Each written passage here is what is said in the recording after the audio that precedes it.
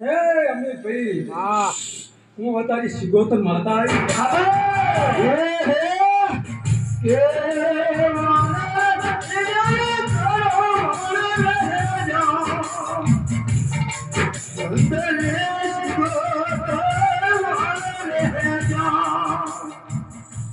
હે મારા સિગોતર ના ભગવાન હે મારો કૈલાસપતિ હે મારો ગુરુ હે વાહ મારા ગોટાના ગુરુ હે